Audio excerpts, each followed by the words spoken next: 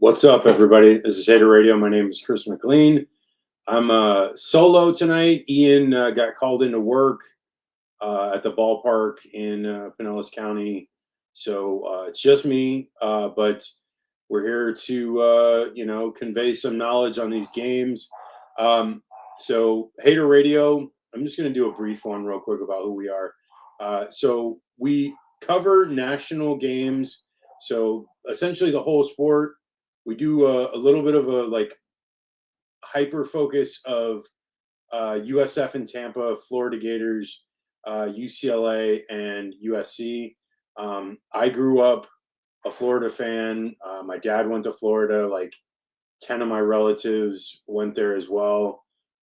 I graduated from USF. Ian graduated from USF. Ian grew up a Gator fan as well. So we both cover both of those teams because of our families and our roots in Florida.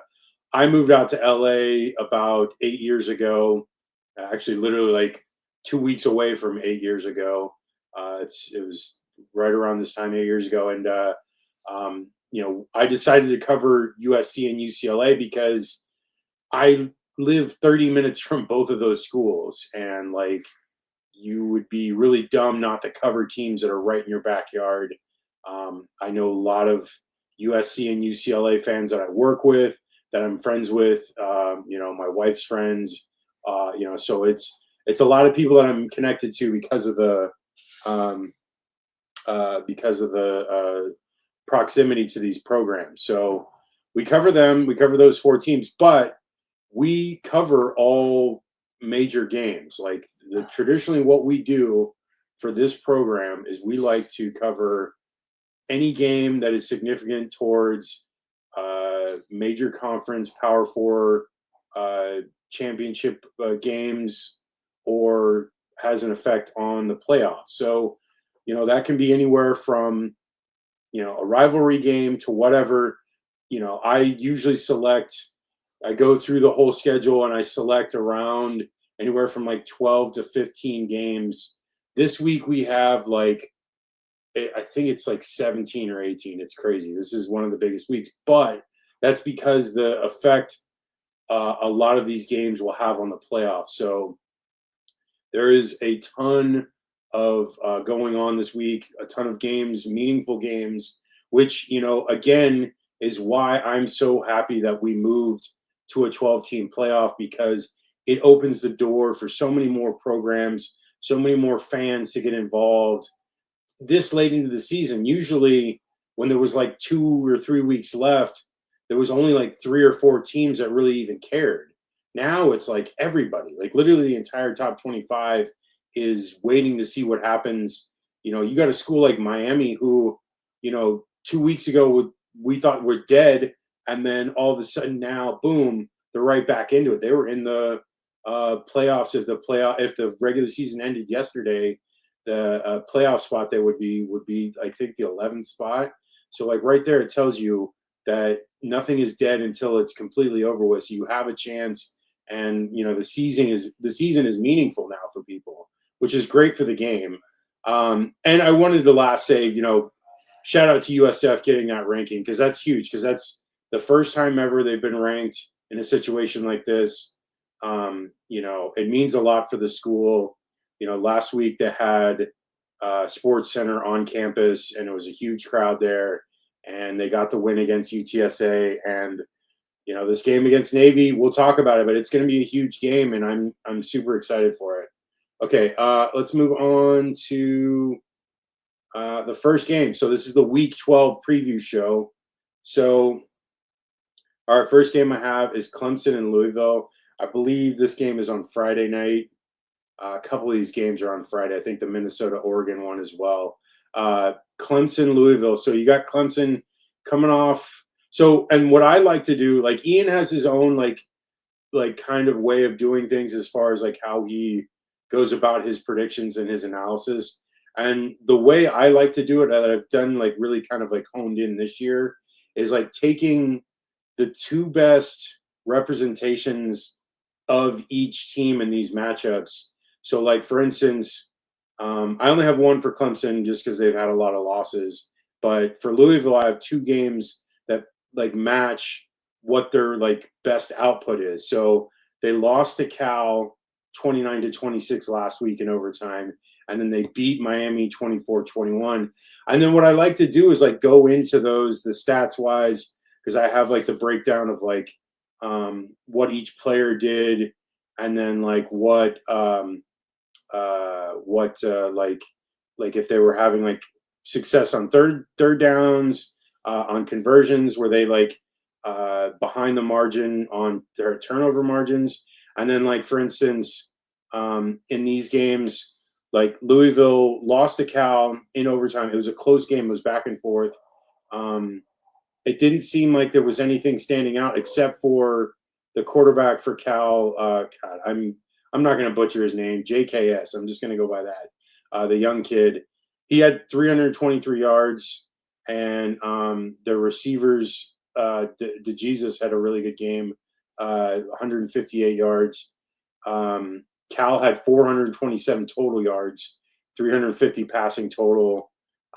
So obviously, Louisville is susceptible to the pass there, and Clemson on the flip side, with Klubnik, I've not seen anything all year that makes me afraid of their passing game. So Louisville might be all right there. When there's a good quarterback, they will struggle against them. They had a really good game against Miami defensively against the pass, because Carson Beck kind of just throws up prayers and threw a lot of interceptions that game. That was 4 interceptions for Beck in that game. But besides that, I think this Louisville team is gettable on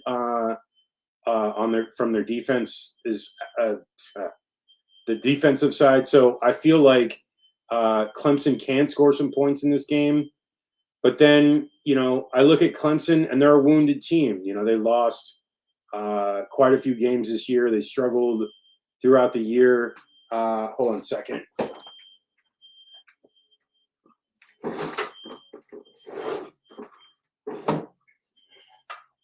Second alarm going off. Sorry about that, folks. But I feel like Louisville is just a better team here.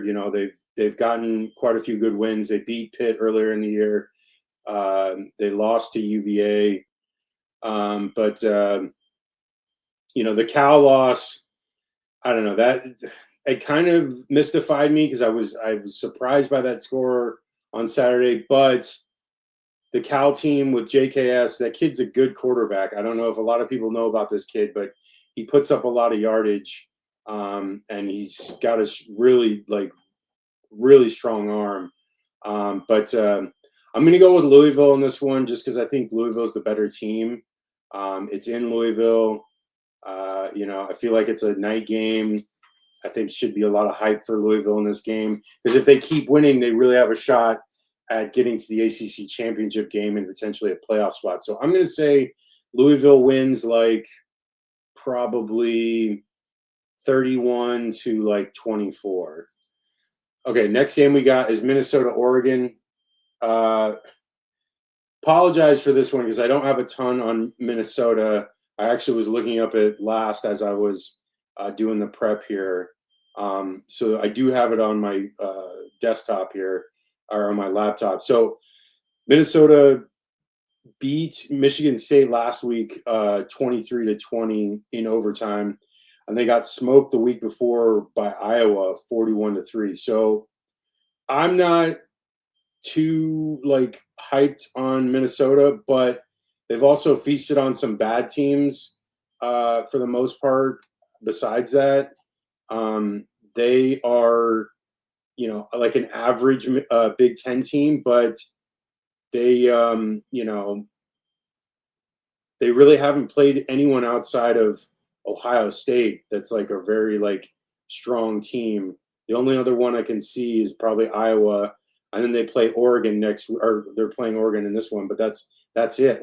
Out of their whole schedule, they've had 3 tough games all year, which is ridiculous. But again, that's the Big Ten. They have a lot of average to below average teams. There are 4 or 5 good teams, Oregon, Indiana, Ohio State, and Michigan, and Illinois probably. But outside of that, everyone else is kind of not good. You got Michigan State that's not good, Northwestern, Purdue, Rutgers, Nebraska, Wisconsin. There are a ton of teams that are just not good at all in the Big Ten. And so these teams will feast on those if they have the right schedule, which they do here. And so they feasted on them all year. And so Minnesota has been able to like build up a better record per se, like, numbers wise. But if you look at it deeper, it doesn't actually look that good, even though they are 6-3.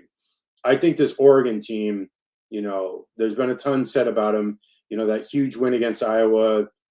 They barely won, but you know what? Like, it was a rainy game, and Iowa is a really good team. Iowa kept Indiana, the number 2 team in the country, to a 2015 game. So, like, this Oregon team, I think, is sound. Really only outside of that loss to Indiana, they've looked pretty good. And again, they've been lucky as well because, besides that Penn State win and Iowa game, they don't have a ton of like top-notch victories. They do play Washington after this and USC, so they have some other games to like showcase how good they are. But I feel like Oregon, this one, they're just the better team here. I like Dante Moore a ton. I feel like that throw he made to put them in position to kick that field goal was top tier. Like, it's definitely an NFL throw. I mean, you don't see many guys make that throw even in the NFL. But I like Oregon here. I feel like their defense is strong enough to like stop Minnesota enough, and I feel like Dante Moore should have a good game. I'm going to say Oregon wins like, I don't know, probably like 28 to like 20 game. Okay, moving on. We've got Wisconsin, Indiana, and I believe this is on Saturday. This Wisconsin team has been battered. They've lost a ton of games, but they came back last week. Luke Fickell got that, what is it, the warden's call to like prevent his death sentence. So he's coming back next year. And so you'll see Fickell still at the helm.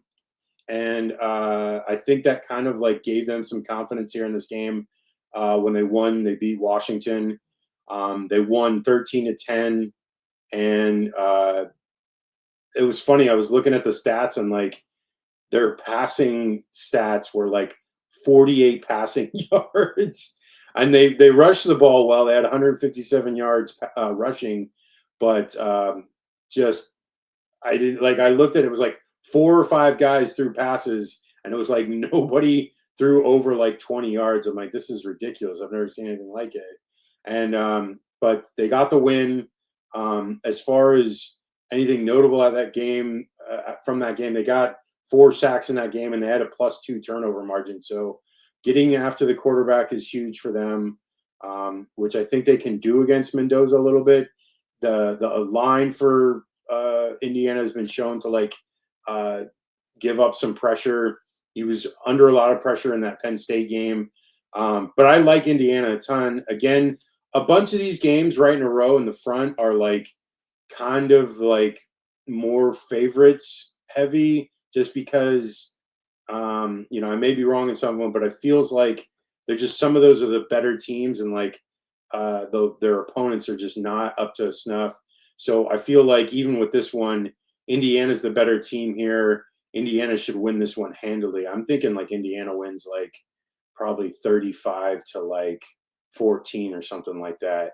And it's like, Wisconsin, may have a good defensive game, like similar to what Penn State had. So maybe it may be a lower total for Indiana, but I feel like Indiana is a good enough team where they took that lesson from last week surviving, and the game's also in Bloomington. So like expect Indiana to get that home cooking, which they've done really well. They've responded really well in front of their crowd. So I expect Indiana to come out big.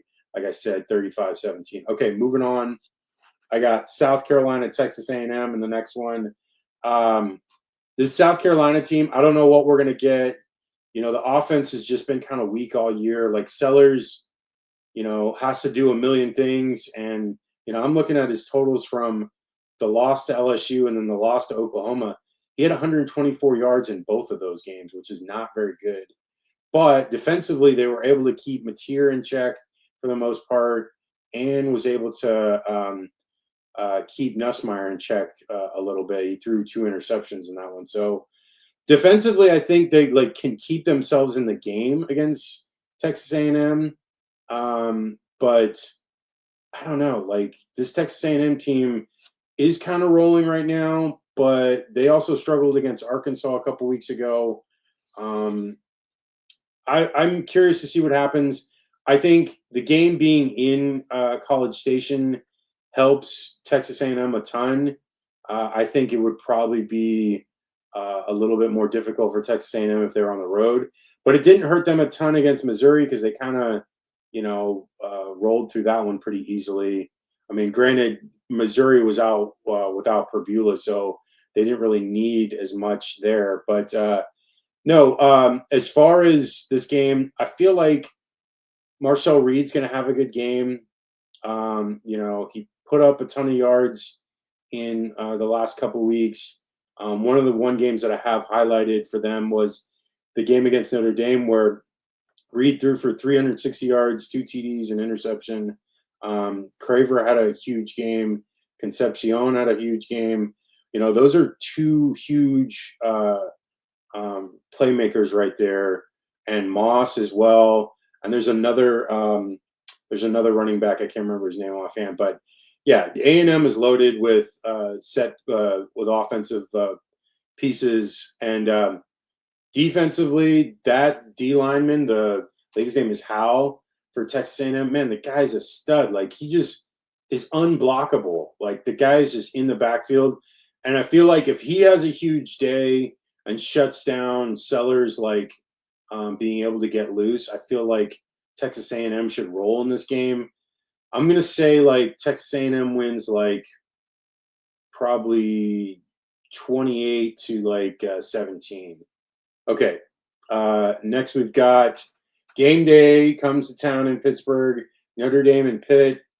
Now, we haven't focused on Pitt that much this year because they really haven't played any marquee games outside of some of the early ones when they played Louisville and Florida State. Last couple of weeks, they played NC State. They beat them. They played I can't remember who else they played, but they played someone else that was not too big. So their next 3 weeks though are crazy. So they got Notre Dame this week. They've got Georgia Tech, and then they've got Miami. So 3 teams that potentially could be in the playoffs. So right now, Pitt is in a playoff eliminator the next 3 weeks. And if they get to the ACC championship game, that one might be in a playoff eliminator as well. So this whole 4 weeks for Pitt is kind of a lot of pressure. It's turned up to 11. I expect, Pitt with this guy. And again, I don't know if many people know about this guy because he's kind of gone under the radar. But Pitt's QB, Heinschel, the kid is just unreal, man. He puts up huge numbers week in, week out. He can run the ball well. When they beat NC State, he threw for 423 yards, 3 TDs. Their wide receivers put up huge numbers. Hicks, Johnson, Williams. Seems like every game they're having huge games. Then another guy, Reed. So there's their running back. So they have a ton of playmakers that can put up a ton of yardage. So expect Pitt to put up a Texas A&M game against Notre Dame where they're going to score a lot and they're probably going to move the ball a ton. But Notre Dame is a solid team though. CJ Carr, quarterback wise, after that Miami game where they lost, they ended up losing to Texas A&M as well. But he's really impressed ever since. There's been some games where he's put up 300 plus yards and he's just looked dominant. Some games he's put up less, in the USC game, he put up 136. But their defense kind of really stood out there in that game. They were effective in forcing turnovers, and then they were also They were effective in converting. Well, not so, but no, they were in the USC game. You know, that's probably their best test so far outside of the Miami and Texas A&M game, and I feel like they passed that game and they looked, like a top tier team. And USC is up there, like I think they're like 17 or 16 right now, and so like expect this Notre Dame team to show the same thing that they showed in that game. They should show up in this game. Jeremiah Love, a monster on the ground. In that USC game, he had 228 yards, and then Price had 87 as well.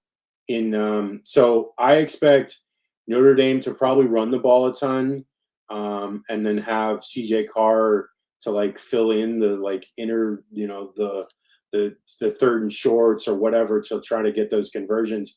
But again, they're going to need it because Pitt is going to score. And so if Notre Dame is not able to keep pace, this could be a shootout. But they've lost one of those shootouts with that Texas A&M game. So I don't know what to expect from Notre Dame in this one. I feel like Pitt has some momentum here to like take advantage here and to try to win this one. I'm going to go with Pitt. Like I know like Notre Dame, like this is it. Like the rest of their schedule is pretty soft. So, after this game, they need this one. But I feel like Pitt with Heinzel, like the kid is just a stud. And I don't know if many people know about him. I've already said that, but like I just feel like he's got something that like we have not seen yet in a while at Pitt, probably since like Dan Marino, really, like some kind of like all-star quarterback. Like Pickens was good, or Pickett or whatever his name was, the guy with the small hands, but he never really like lit up the world. He was like good enough, but like this guy's like putting up huge numbers, and I feel like he's going to do that for the rest of his career. Like he just seems like, oh, this guy's like doing like stuff we haven't seen. So especially as a freshman. Okay, so I'm going to say Pitt wins like probably like 35 to like 28. Okay, moving on to Michigan Northwestern. This Michigan team, outside of that Washington win, is kind of feasted on some bad teams lately. Michigan State, Purdue. The Washington win stands out, but like the rest of the year, like really the only other one that like besides that is probably the Nebraska win, but like that's it. I'm not really impressed with this team. I mean, Underwood is a good quarterback, and he's only a freshman, and they run the ball very well, and they play really good defense. But they're not like outside of that one receiver for them. They're not really like a great aerial attack. But again, Northwestern isn't very good, so like I expect Michigan to win this one pretty easily. Like Stone doesn't put up huge numbers. They don't have a ton of offensive threats for Northwestern. So even though Northwestern, they did beat Penn State, but that was like the next day Franklin was fired. So what can you really take from that? They lost to Nebraska. So I got Michigan in this one. I'm going to say Michigan wins like, I don't know, 28 to like, let's say 21. Okay, moving on. Arizona, Cincinnati. Arizona, a sneaky good team. They with Fafita, they've been, a solid team all year that like doesn't get any real notoriety because they're playing later games. They're on the West Coast, so you don't really see them a ton, but they have done quite well considering the lack of press on their team. They're 6-3. They lost to Iowa State earlier in the year, but they recently beat Kansas. They destroyed Colorado. They lost to Houston, and they barely lost to BYU. So they're not a bad team, honestly. They're really not. Um, this game, Cincinnati, I don't love them a ton because outside of their Iowa State win, they lost to what is it, Utah, and they got smoked. And I don't know. I just don't know what to make of this Cincinnati team. Their next 3 weeks are Arizona, BYU, and TCU. So if they're going to be anything, they're going to have to win these games. I don't think they're going to beat BYU, even though that game is in Cincinnati. Um, I think they have a better shot here against Arizona, and the TCU game is on the road. So I think if they're going to win one of the three, it's going to be this one. I think it's going to be a close one, though. I like Arizona to keep pace, and I'm going to say it's going to be probably a 24-20 game, and maybe Cincinnati scores late to put them up ahead. Okay, so moving on, I got USF Navy. Again, the biggest game in USF's history. It just keeps happening this year because they don't have a ton of history. They're only 29 seasons or whatever, so it's only been since '97. So they haven't been around forever. Got that ranking, the CFP ranking, and if the season ended today, they would be in the playoff. They'd be playing Georgia in Athens. A lot to live up to. This game is huge. I don't know if Horvath is going to play. I think the last I saw is that he is a game time decision, which whatever. I get it. They held him out for the Notre Dame game, and I get that because that game in the long run didn't mean as much because that's a non-conference game. But this game here means everything because if he's not going to go, the guy that was in there before or last week did not perform that well. I mean, he only had 100 rushing yards, which is good, but that's was their only offense was him.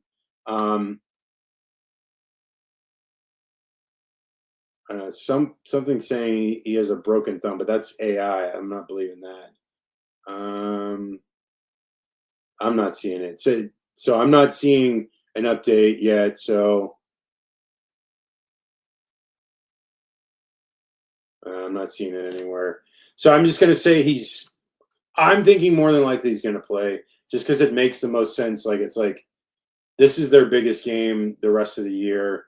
They have to win this game if they want any shot at doing anything in the American Conference. So I feel they're gonna have him play. And for USF, if they win this game, then they're right there in the mix for everything. So it's they got to keep winning. Well, also Navy has Memphis in 2 weeks after this. So, but I don't know. Navy, solid defensively, but they have given up some explosive plays. North Texas was able to get some explosive plays on them, and they were able to run the ball on them as well with what's his name? I can't remember the North Texas running back, but again, Byron Brown, with that offense, they score a ton. They even in their loss to Memphis, they had 31 points. They had 63 against North Texas. They had, a ton against UTSA last week. They called off the Dogs in the beginning of the third quarter. They could have scored 70, 80 points if they really kept going. So USF, if they play sound defense, force the turnovers like they've been able to, they can win the turnover battle. And that'll be huge in that game because Navy predicates themselves on holding the ball and possessing the ball for long chunks of the game. And so that if you're stealing possessions from them and also preventing them from getting extra possessions, it kind of, works against them. And so that they're able to take advantage of that. And I feel like USF can do that. They've been better in the turnover margin outside of that Memphis game, really, where they were -1 in the turnover margin. almost everywhere else they've been really good at keeping holding onto the ball, and they were +2 in that North Texas game. So I feel like USF can do that here if Byram, is safe with the ball. He can put up his 250 plus his 100 rushing yards. He's been putting that up like all year. It's kind of crazy how much yardage he's been putting up all year, which is awesome. I'm loving seeing that for him. And like we said the other day, like we feel like he's a Heisman potential candidate. And if he keeps winning, especially these marquee games, this Memphis game, and then these next two, and then potentially into the conference championship game, he would really shoot up the rankings to potentially get to New York. So we'll see. I like USF a ton. I feel like, this is their game. And I feel nervous. Yes, I think we all are as USF fans. Ian always talks about it. It's like bull derangement syndrome or bull, like, I don't know, whatever it is. It's like just essentially just the fear of failure, and like the fact that over the years that the team has gotten to these moments and not succeeded. But I don't know, there's something about this team. They've really met the moment, beating Florida on the road, beating Boise State, beating North Texas, and now like that Memphis loss hurt, and the Miami loss was just kind of like whatever. But like, I feel like this team has really like navigated the schedule very well, and this is it. These next 3 weeks, every game is the biggest game in USF's history as we go on here. So they've got to win these games, and it starts with Saturday, and it's exciting. I'm excited for it, and I can't wait to see them play. So I'm going to go with USF. I'm going to say like a 34 to like 24 game, and maybe they score that one late to go up 2 scores, and then Navy just really can't do anything in the fourth quarter after that. Okay, moving on to Oklahoma, Alabama. Man, this game, like last year with Milroe, it was like whatever. And like Milroe had like one of his worst games ever, and they lost like 24-7 or something like that. But this year, Oklahoma, better suited, Mateer, a better quarterback. Bama with, Ty Simpson, and Ty Simpson looks great. He looked great in the game against Tennessee, great in the game against Missouri. Jam Miller is a stud running back. You got Ryan Williams. You got Jeremy Bernard. The defense is stout enough to make some plays. I feel like this Bama team is really like a wrecking ball ever since that FSU loss. And I have not yet seen this Mateer-led Oklahoma team kind of counter what the narrative was the last couple of weeks since that loss to Texas. And also, I don't know, this Oklahoma team looked like world beaters in the beginning of the year, and then they've really kind of just, I don't know, just not really made that much noise since then. They need this one more than anything, because if they lose this one, then they fall behind in potentially in the playoff rankings, and I don't think they can recover. So they had that loss to Texas, and then they lost to Ole Miss. So, I don't know. I don't know what to make of them. They looked better in the Tennessee game, and that was 2 weeks ago. I just feel like it's in Tuscaloosa. I feel like Alabama's the better team. Oklahoma could surprise here, though, like with their offense. Maybe they're going to cook up something. They've been doing better, like since that Texas game where they only scored 6 points. They've been putting up better outputs. I still feel like Alabama's the better team, though. I like Alabama in this one a ton. I'm going to say Alabama wins like probably, let's say 31 to like 28, a close one, and maybe like Alabama stops Mateer, like, forces an interception late, and they go on to win. Okay, next game we've got is Virginia Duke. Man, this UVA team, after that loss to Wake Forest, it looks like all is gone, but they're not that far off. They just need to keep winning. If they can get into the ACC championship game, they could have a shot at the playoff. But I feel like if they don't get to the ACC championship game, they more than likely will not get to the playoffs. So they need this one. They need to beat Duke to keep pace in the ACC. Right now, the standings are with these teams. Let's see. So Virginia is second in the ACC. Again, that lost NC State, and I keep bringing it up, that lost NC State does not count towards the conference because it was a scheduled non-conference game between the two because they were not scheduled to play their games in conference, and they've played each other for years. I think it's like 100 years or something like that. And so they wanted to keep the rivalry going. So this game was scheduled non-conference wise, even though they're conference teams. It's weird, but whatever. It is what it is. So it doesn't count towards it. So they only have one loss in conference. And Georgia Tech is first in the conference. And you have Pitt at third, SMU at 4, and Duke at 5 with 4-1. So this is a huge game because even though Duke is 5-4, they still have an outside shot of getting to the ACC championship game, which, crazy things have happened, but it is possible. They don't really have that tough of a schedule the next couple of weeks outside this game. Like, they should beat Duke has North Carolina next week and then Wake Forest.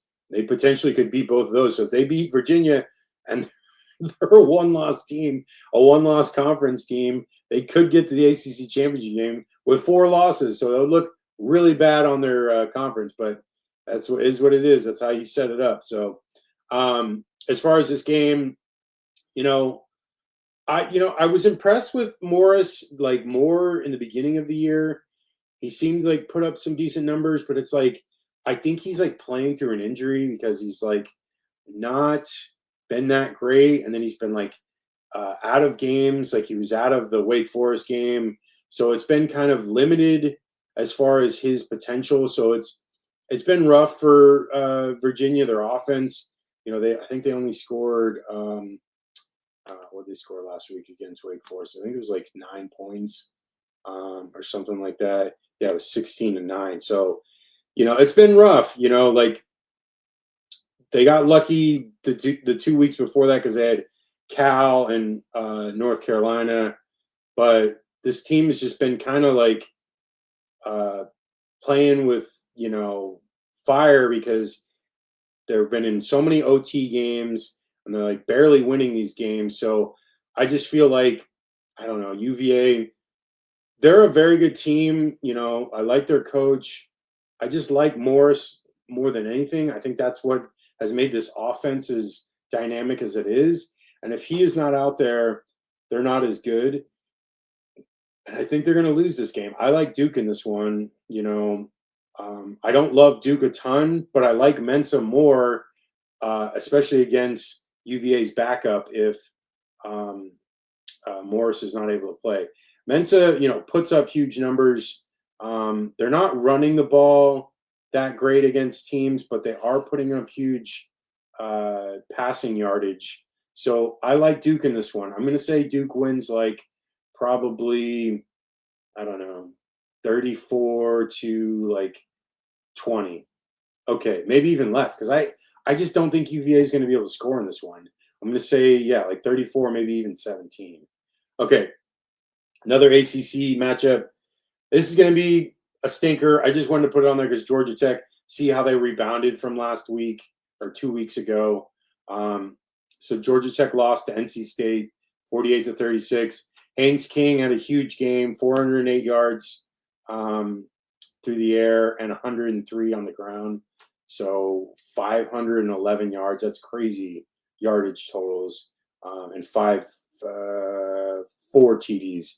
So obviously, Georgia Tech, their offense is predicated on what Haynes King is able to do, and when it's going good, it's going real good. So I feel like it's going to go good against this team. BC is terrible. They only have 1 win. They beat Fordham earlier in the year. The rest of the games they've been essentially blown out every game. They're like, I think they're 1-9 right now. They're just a bad team. So I expect Georgia Tech to win. It's more of me just putting it on here to see if Georgia Tech can bounce back from this one. I'm going to say Georgia Tech wins like probably 38 to like 20. Okay, another ACC game. NC State going up against Miami. You know, I like NC State in this one, but I feel like Miami's probably going to win.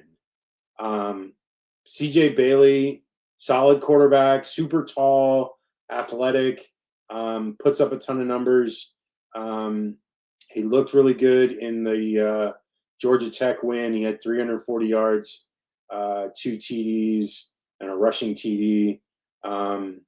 Their running back, Scott, ran for 196 yards and a TD. So Miami can be got. Like, their defense is not like, it's not as stellar as I think people thought they were at the beginning of the year.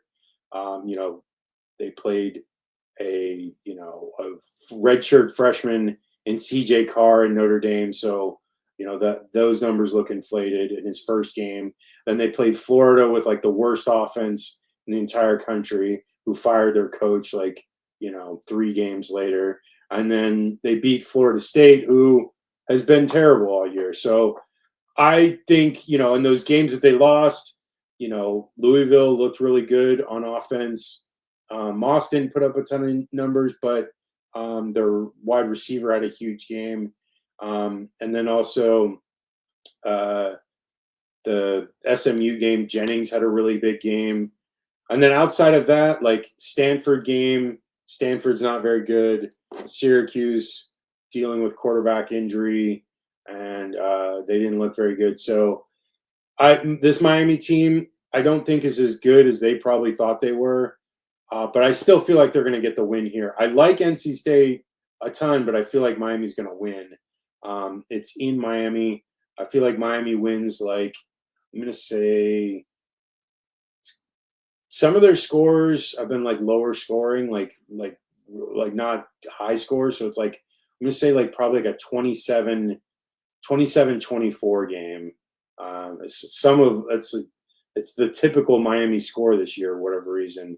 So I'm going to say 27-21 or 27-24, and like Miami gets a stop late, and maybe CJ Bailey like throws an interception or something. Okay, next game we've got is Iowa USC here in LA. This Iowa team has been able to like put up solid wins, and then like the top tier teams that they've played, Indiana and Oregon, they've barely lost to. So this team is capable of playing with the better teams of the Big Ten. I feel like because it's in LA, it gives USC an advantage. I feel like they'll have the home cooking. I like Maava a ton. I think he's able to put up points, yardage, and like King Miller, man, dude, walk on extraordinaire. This kid was like nowhere to be found to start the year, and now he's like the stud running back for them. It's crazy. And he's put up huge numbers in these games too. And, again, wide receiver 1, Lemon is just a stud. If you don't know this kid is just amazing. And both him and Lemon and Lane, just stud wide receivers. But I expect USC to come out with this one because they've got this one, and then they've got Oregon on the road, and then they've got the UCLA game at home. So this is it. If they win out, they more than likely will get into the playoff, because it would be a solid win against Iowa and then a really good looking win of Oregon on the road. So this is next 3 weeks, playoff eliminator again for USC. We'll see. I like them a ton in this one because I feel like they can stymie Gronowski enough. I feel like their passing attack is not that great. They really only can run the ball a bit, but I feel like USC will be able to do enough on defense to keep them in check, and then Maava conversely can be able to score a ton. So like I'm gonna say like USC wins like 34 to like let's say like 20 21. Okay, moving on. Um, I'm not going to talk too much about this one. Florida Ole Miss. There's not much to talk about. Like Florida's just not very good right now. Fired their coach. Trey Wilson out for the year, maybe or not. I don't know for sure. Hurt his ankle, had surgery. Dallas Wilson out for the year. Tank Hawkins sat out for the rest of the year. Vernell Brown III has been hurt a little bit. Aiden Mizell has been hurt. So like when the beginning of the year, the wide receiving core was a huge strength. Now it's become a bit of a weakness, similar to the Bucks, where the Bucks had like, all these receivers. Now it's like, Mike Evans is out for the year. What's his face? Chris Godwin's still struggling from his injuries. McMillan is, dealing with a neck injury that he suffered in preseason. So they went from like a huge strength, just like with the Gators, to a huge weakness because now you're playing with like backups, like and walk on. So it's like it sucks. It's like I had high hopes for this year. If it was a better coach, better offensive scheme, it could have been potentially a playoff team. You've got Jaden Ball on the defense, but they've just been terrible all year. And outside of that Texas game, they've just looked atrocious. And it's tough because I loved watching DJ Lagway last year, and I felt like that was just the beginning. And like I was like, oh man, he's going to be, improving. He's going to do better. And he never really took off this year. In that Kentucky game, he threw 3 interceptions, and it was just rough to see. And so it's tough, because there's a ton of talent, ton of defensive talent. The team, the defense has kept them in all year, except for that Kentucky game where they look like they quit. And it's tough to see this because, there could have been better results. And I was supportive of Billy into from the end of last year into this year because I was like, all right, maybe there's something there, but then it fizzled so quick. Like, that loss to USF really killed every momentum that they had, and then got smoked against Miami, lost to LSU, and got smoked by Texas A&M, and that was it. And like he's done, and it is what it is. And this is Ole Miss's game to win. Like Ole Miss should win this game easily.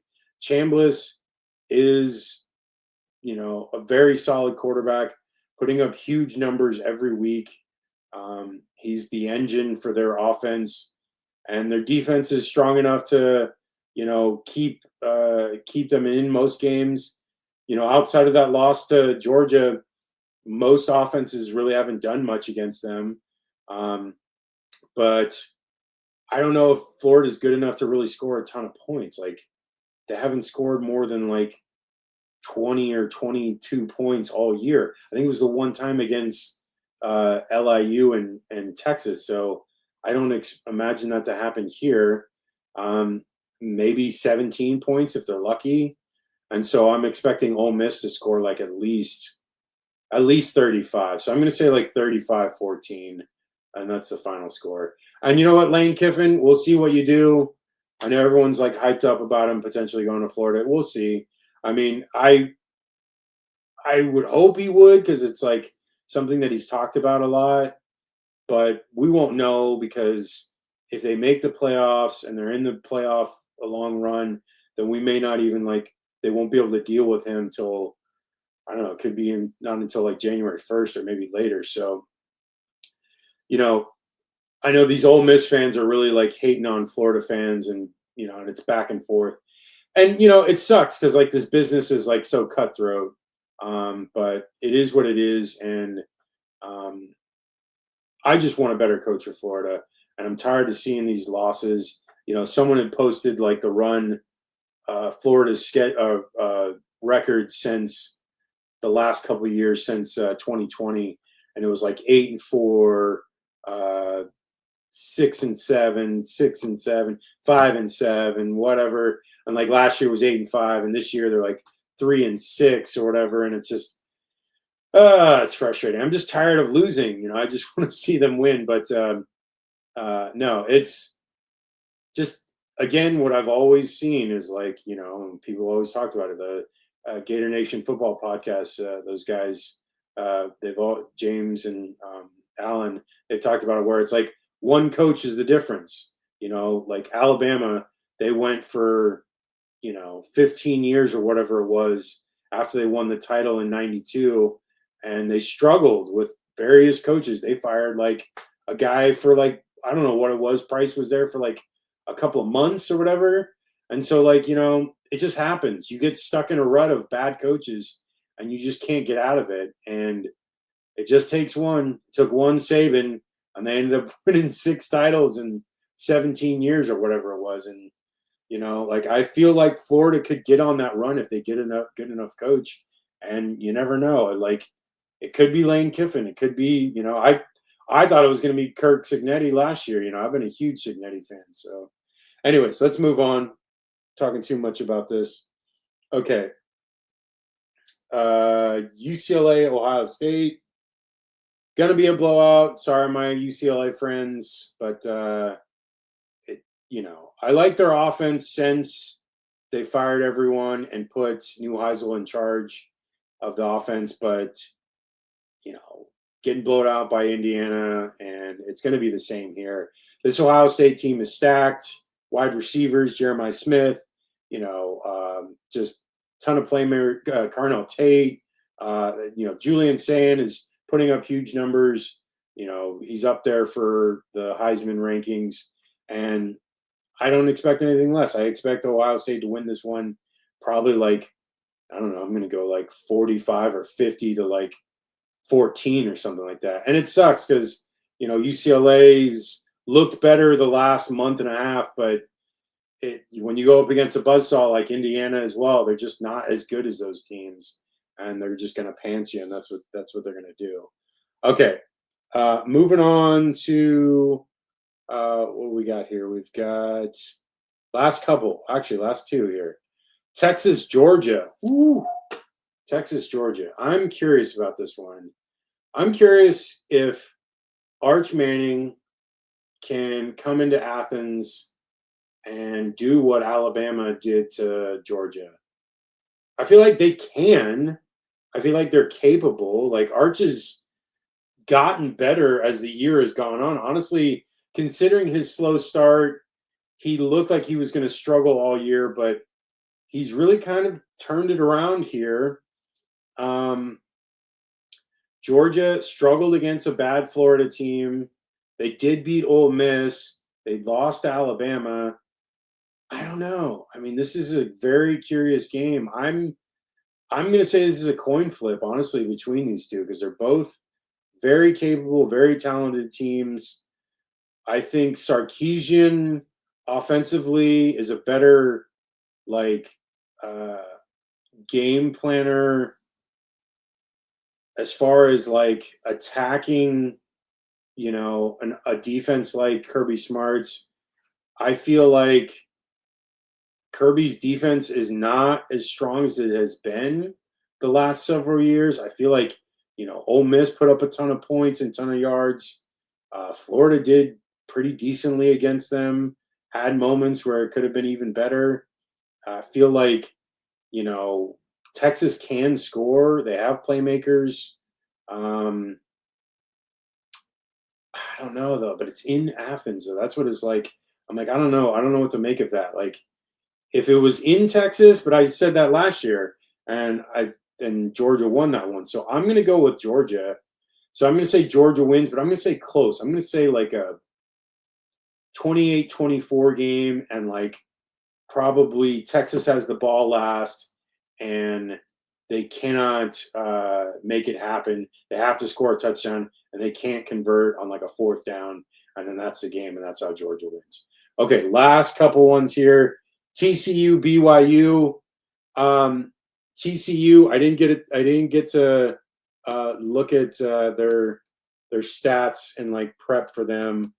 Like I said, there was 17 games, so it's kind of hard to go for all of them when I only have like one real day to really prep for. So let's see. Yeah, they lost to Iowa State. They beat West Virginia. They beat Baylor, and they lost to Kansas State. I mean, this TCU team, I don't know what to make of them because they've looked good in some games, and then other games they get smoked. And I like their quarterback. I like their wide receiver a ton. McAllister, I think is his name. That guy can put up a ton of yards. I don't know. What I like because I like BYU a ton. I like Bear Bachmeier. I love what's the guy's name?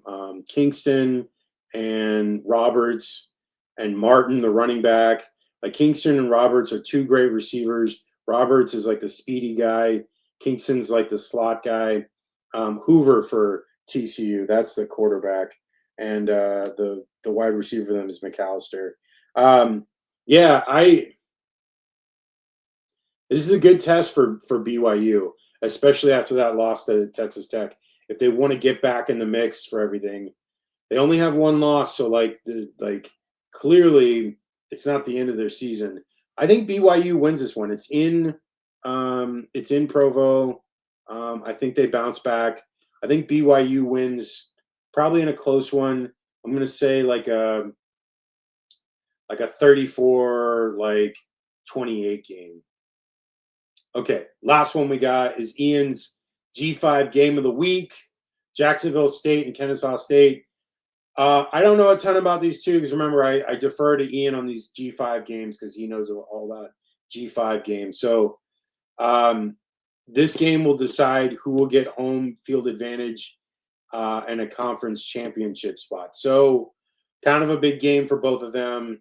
I'm just going to go with Jacksonville State because I know more about them. I've been seeing them come up in different spots on like the highlight shows and whatnot. So I'm going to say Jacksonville State wins I don't know. I'm going to say like a 28-17 game. Okay, that is the show, y'all. Check us out on haterradio.com for all of our articles. I'm going to have one up on Friday talking about the USF Navy game. Again, the biggest game in USF history. And then check us on all of our socials. Hater Radio, just type that in. It comes right up. Ian's handles, I cannot remember, but his one for X Twitter is G5_Gibson. So look that up for Ian. That's the show, y'all. Catch us on Sunday, 8 p.m. Eastern, 5 p.m. Pacific, Sunday and Wednesdays. We do the recap show on Sunday and the preview show on Wednesdays. That's it, y'all. Enjoy these games. We'll talk to you on Sunday. Have a good weekend, y'all.